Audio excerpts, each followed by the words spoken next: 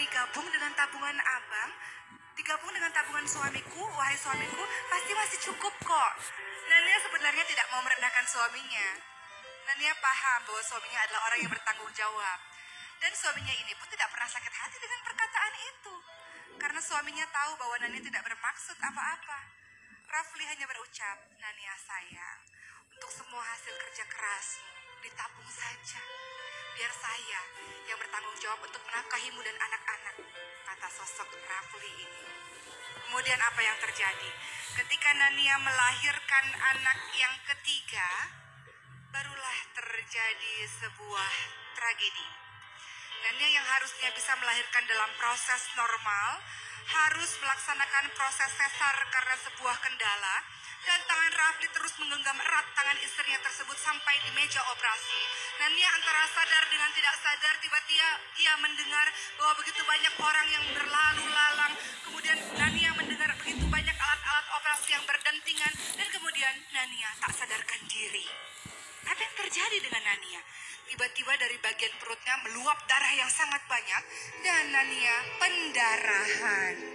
Nania pendarahan walaupun bayinya selamat.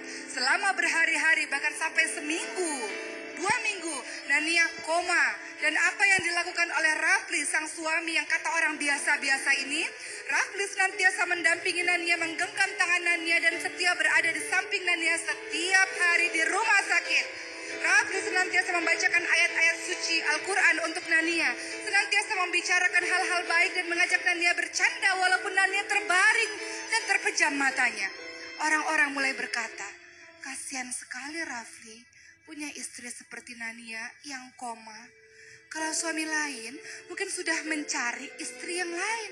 Mungkin sudah menceraikan Nania tersebut. Ketika Nania sadar, ternyata penderitaan belum pernah berhenti.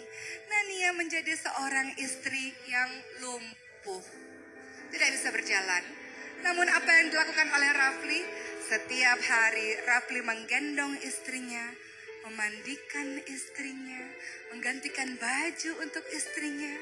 Sebelum tidur, Rafli memakaikan baju tidur yang sangat indah untuk Nania dan selalu mengatakan, istriku, kau yang paling cantik di muka bumi ini. Istriku, betapa aku sangat mencintaimu. Begitu kata Rafli yang selalu memuja-muja Nania dalam setiap kondisinya.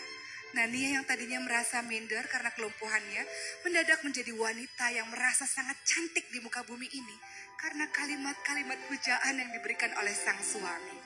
Suaminya pun menjadi orang yang setiap pekan senantiasa mendorong kursi roda untuk Nania bersama dengan anak-anak pergi ke taman.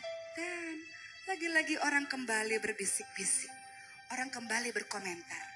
Dan kali ini komentarnya berbeda. Kalau dulu komentarnya adalah, betapa beruntungnya Rafli punya istri sehebat dan secantik Nania. Sekarang kalimatnya berganti. Betapa beruntungnya Nania punya suami yang solih, punya suami yang baik, punya suami yang sangat menjaga istri yang lumpuh seperti itu. Dan kemudian apa yang terjadi? Pernikahan itu berlangsung sampai 20 tahun lebih. Dan pernikahan itu menjadi langgeng.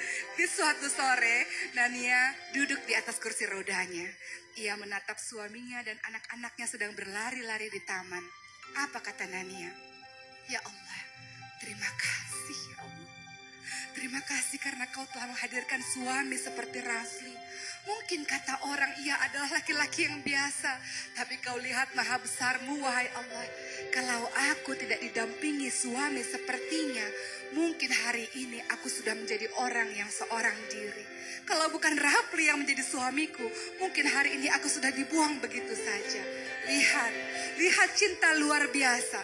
Seorang laki-laki yang luar biasa bukan hanya karena kekayaannya, jabatannya, kedudukannya, dari keluarganya, bukan. Namun yang dinamakan dengan laki-laki luar biasa adalah mencintai apapun kondisinya.